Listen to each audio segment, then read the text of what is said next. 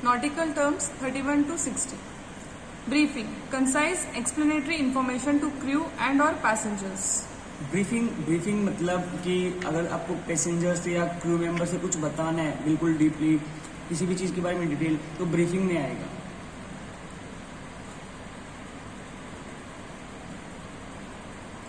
Bulbous bow. Protruding bow below waterline which helps increase speed.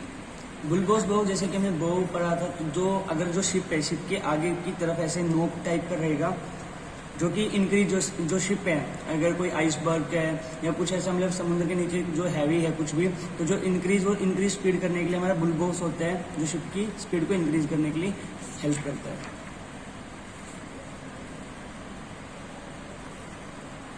Bulk carrier.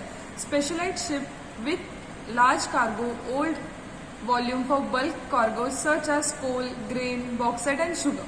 Bulk carrier ये हमारा एक तरह की शिप है जिसके अंदर हम ग्रेन हो गया, हमारी शुगर हो गई, यानी कि जो नॉन पैकिंग वाली चीज़ें हैं जो ज़्यादातर वॉल्यूम में रख सकते हैं, यानी कि जो एक्सपेंड हो सकती है और नॉन पैकिंग के लिए, तो उसके लिए बल्क कैरियर होता है. वो एक स्पेशल तरह की शिप होती है जो कि एक लार्ज कार्गो शिप है.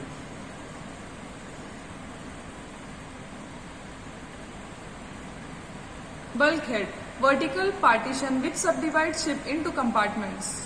बल्कहेड होता है कि जो हमारा कंपार्टमेंट है, यानी कि जो शिप के आगे का एक कंपार्टमेंट होता है, ठीक है, एक वर्टिकली, जैसे हमारी शिप है, ठीक है, तो ये बल्कहेड ऐसे हो गया, यानी कि वर्टिकली आगे की तरफ एक कंपार्टमेंट होता है, तो वही हमारा बल्कहेड होता है, हेड की तरफ होता है जो forward.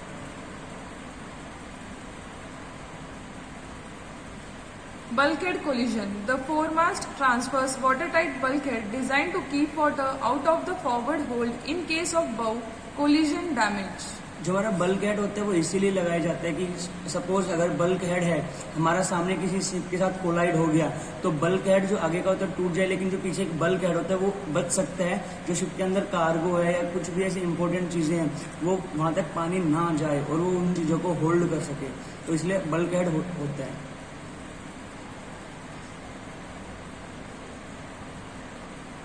Bulwark. The sides of a ship above the decks. Vertical plating at ship to reduce quantity of water breaking into deck. बुलवर्क्स होता है वो हमारा मतलब जो डेक है, डेक के ऊपर चारों तरफ लगा होता है कि जो सामने से पानी आ रहा है, ठीक है, तो एकदम से ज़्यादा पानी ना आए, जो पानी है उसको रिड्यूस करने के लिए, उसकी क्वांटिटी रिड्यूस करने के लिए हम बुलवर्क्स लगाते हैं. वो एज अ वॉल स्ट्रक्चर होता है, वॉल के दीवार के जैसा होता है ऐसे, तो उनको बुलवर्क्स बोलते हैं.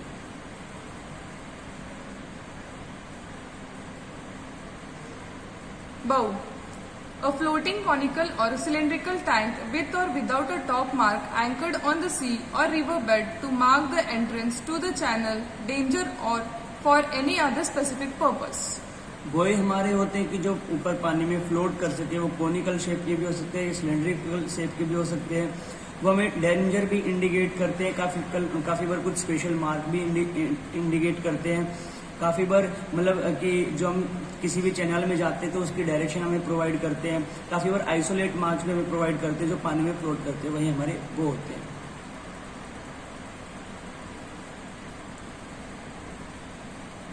Cable. Chain connecting a vessel to the anchor. 100 fathoms or 1/10 of a nautical mile. Cable वही है कि जो हमारी एंकर से जो कनेक्ट होती है केबल, और जो वो एंकर में जाती है तो हमारी केबल होती है. और इसमें जो सेकंड पॉइंट है वो ये है कि जो हमारा 100 फैथम्स होता है वो 1/10 ऑफ नॉटिकल माइल्स के होता है, यानी कि 100 fathoms is equal to 0.1 nautical mile.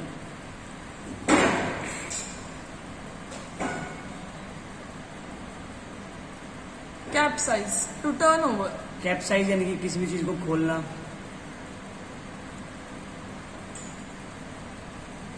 Casualty. Case of death in an accident or shipping disaster. Casualty हमारा एक नॉर्मल वर्ड है इंग्लिश का, यानी कि कुछ भी ऐसा इंसिडेंट या मतलब केस ऑफ डेथ हो जाए तो उसको हम कैजुअलिटी बोलते हैं.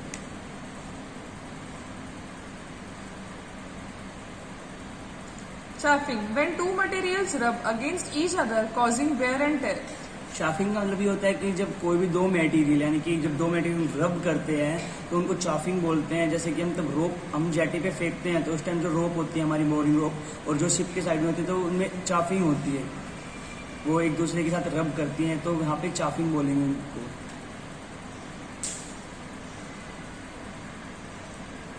Chaffing plate, rounded plate designed to minimize chaffing of ropes. अभी मैंने आपको बताया था कि चाफिंग क्या होता है, तो वैसे उसके लिए चाफिंग ना हो इसलिए चाफिंग प्लेट्स होती हैं जो दोनों रोप के बीच में लगाई जाती हैं ताकि दोनों जो रोप है उनमें चाफिंग ना हो। चाफिंग होने के कारण दोनों रोप टूट सकती हैं, इसलिए चाफिंग प्लेट का हम यूज करते हैं।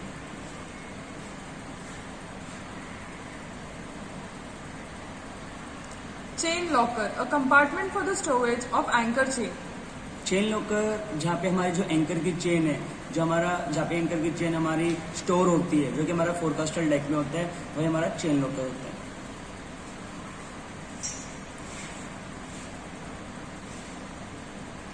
Chart room where charts are kept in as well as other navigating equipment such as sextants situated on navigating bridge wheelhouse. Chart room हमारा वही होता है कि जितने भी चार्ट, एक रूम होता है जितने भी उसमें चार्ट का जो भी काम है, जो नेविगेशन के लिए हम यूज करते हैं जो चार्ट्स, तो उन चार्ट्स का काम करने के लिए एक अलग से रूम होता है जिसको हम चार्ट रूम बोलते हैं। और उनमें जितने भी इक्विपमेंट होंगे या जो भी चार्ट्स हमें नीडेड हैं, तो उनको वो सारी चीजें चार्ट रूम में ही आएंगी।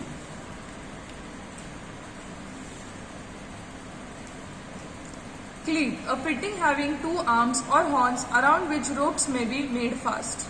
क्लीट हमारा एक पोल होता है, पोल के दोनों तरफ ऐसे जैसे सींग होते हैं, होर्न होते हैं, उनकी तरह निकले होते हैं ताकि हम कोई भी अपने रोप इजीली उस पर बांध सके। वो हमारा जेटी पे भी होता है और मोस्टली काफी बार शिप्स पे भी होते हैं, ठीक है, तो इस पे हम इजीली रोप बांध सके, इसलिए हमारे क्लीट होते हैं।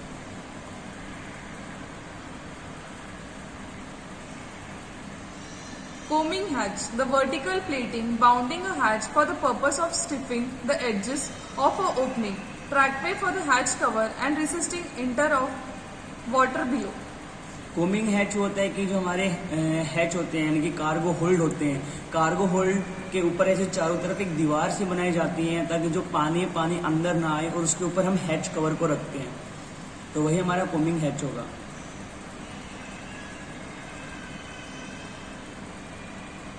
Coffer dam, narrow void space between two compartments that prevents leakages between the adjoining compartments.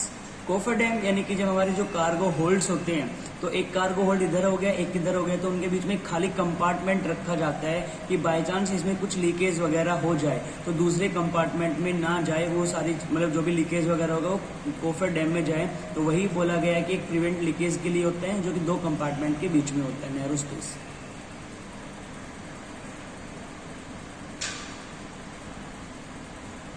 Collision bulkhead, sea bulkhead collision. Collision bulk head हमने पहले भी पढ़ा था कि जो हमारा बल्क हेड कोलिजन होता है वही हमारा कोलिजन बल्क हेड होता है।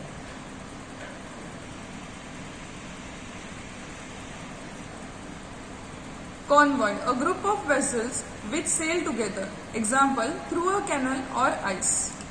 कॉनवे यानी कि नॉर्मली हमने जैसे जो इंडियन नेवी है उसमें शिप को देखा होगा कि एक शिप के साथ साथ साइडों में और भी शिप आती है, यानी कि कम से कम 5 या 6 ग्रुप शिपों का एक ग्रुप होता है, तो उन्हीं को कॉनवे होता है कि जब एक कोई भी वेसल है वो ग्रुप में जब भी सेलिंग के लिए निकले, ठीक है, लाइक मतलब वो मोस्टली टाइम तो कैनाल के टाइम पे होता है या आइसिंग के टाइम पे होता है, तो उन्हीं को हम कॉनवे बोलते हैं।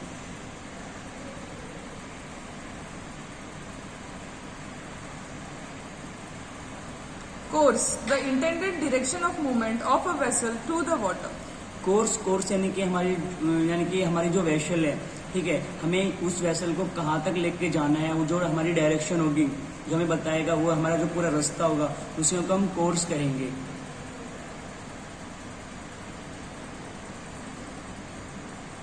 Cowl, a hood-shaped top or end of a natural ventilation trunk that may be rotated in direction to cause wind to blow air into or out of the trunk.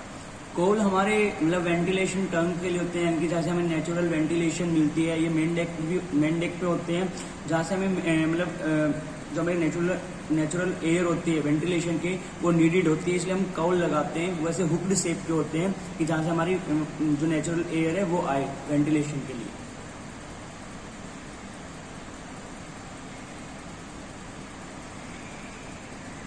Davit, a metal arm for handling lifeboats, bunker, house pipes, etc.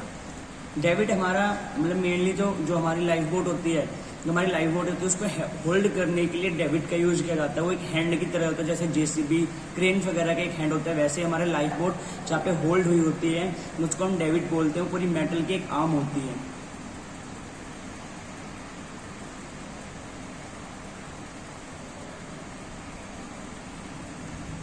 Deadweight. The carrying capacity of a ship at any draft and water density includes weight of cargo, fuel, lubricating oil, fresh water in tanks, stores, passengers and baggage, crew and their effects. Dead weight, किसी भी ship का dead weight वो होता है कि उसके अंदर जो कार्गो है उसकी कैपेसिटी को भी हम मान लेते हैं कितनी इसकी कैपेसिटी है। उसके अंदर इंक्लूड होगा ल्यूब ऑयल भी फुल फिल किया गया है, उसके अंदर जो कार्गो है वो भी फुल डाल दिया गया है, ऑयल भी फुल्ली तरह उसके अंदर फिल कर दिया गया है, वाटर है, टैंक्स में पैसेंजर है। तो उसके बाद जितना वेट वो कैरी करके चल सकती है वही उस शिप का या उस वेसल का डेड वेट कहलाएगा।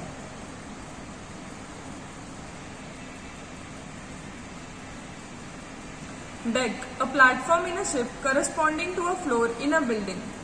डेक वही होती है कि जो शिप का जो प्लेटफॉर्म होता है जहाँ पे नॉर्मली फ्लोर्स बिल्डिंग होती हैं वही हमारी शिप की डेक है।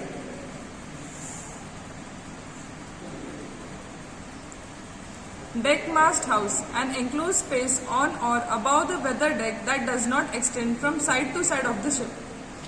डेक मास्ट हाउस वही होता है कि जो हमारा जो डेक होती है यानी कि मंके लैंड के ऊपर जहाँ पे हमारा जो मेन मास्ट होती है, जहाँ पे हमारा फ्लैग होस्ट होता है, तो फ्लैग होस्ट के नीचे एक बॉक्स सा होता है जो कि पूरा एनक्लोज होता है। उसी के ऊपर जो हमारा मतलब फ्लैग होस्ट होता है उसके ऊपर जो पाइप होती है उसी पाइप पे हमारा फ्लैग होस्ट होता है और जो पाइप वो कनेक्ट होती है वो एक एनक्लोज स्पेस से कनेक्ट होती है, उसको हम बोलते हैं डेक मास्ट हाउस।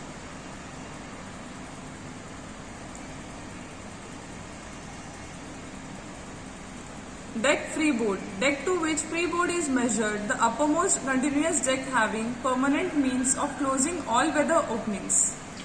डेक या फिर फ्री बोर्ड वही होता है कि जो हमारा अपर मोस्ट जो डेक है यानी कि पानी की जो सतह है और वहां से यानी कि हमारे पानी में शिप इतनी है तो जितनी पानी से ऊपर तक है जो हमें दिख रही है वो सारी फ्री बोर्ड में आएगी, उसको हम फ्री बोर्ड बोलेंगे।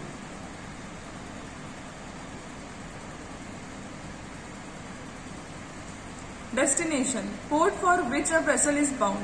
डेस्टिनेशन वही होता है कि एक इंग्लिश का ही वर्ड लिया गया है, तो डेस्टिनेशन जहाँ हमें पहुँचना है तो वही हम सेम वेसल के लिए यूज ही करेंगे कि उस वेसल की डेस्टिनेशन कौन सी होगी, कौन से उसको पोर्ट पे पहुँचना है, is called destination.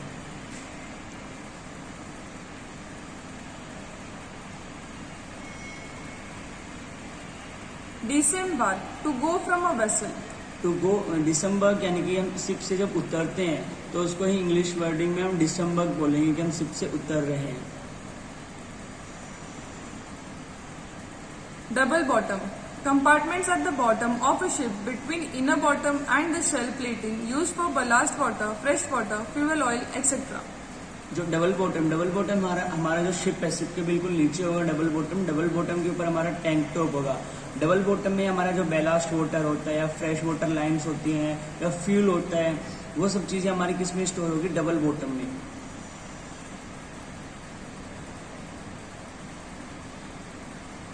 Draft. The depth of the ship below the waterline measured vertically to the lowest part of the hull. Draft यानी कि जो हमारी शिप है उसको वर्टिकली मेजर करने के लिए कि जो हमारी शिप है वो कितना पानी के अंदर है, तो उन्हीं चीज को डेप्थ को जो मेजर करने के लिए होता है वो होती है ड्राफ्ट, यानी कि कितना हमारा शिप नीचे है कितना ऊपर है पानी से, तो वो हमारा ड्राफ्ट में आएगा।